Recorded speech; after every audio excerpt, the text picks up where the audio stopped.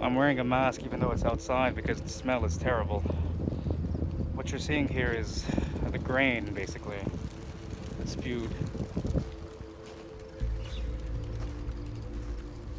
Including the massive amounts of grain.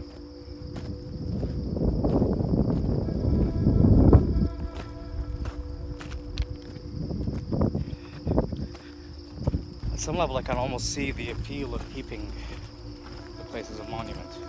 There is something peaceful about it, but at the same time it really does not look stable at all.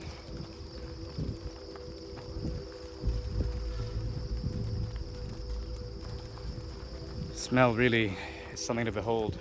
It's like a mix of sewage and rotting grain.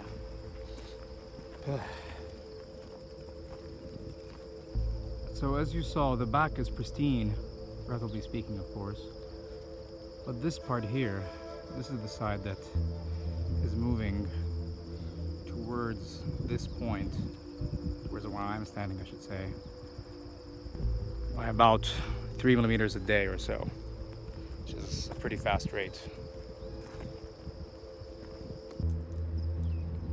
What you see here is shear of the silos.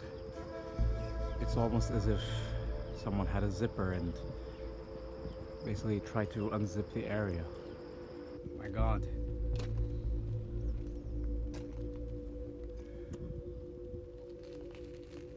It's crazy.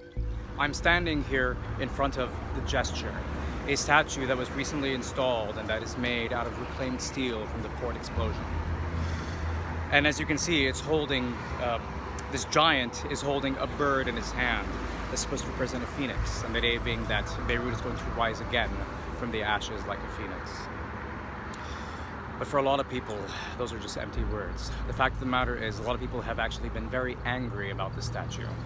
The feeling is that such a monument should come when there has been some kind of justice, when an investigation has led to someone being held accountable, when some responsibility has been taken.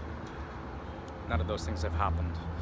Instead, the politicians only bicker and they try to block and obstruct the investigation at every turn. That's why this gesture is considered an empty one by many here.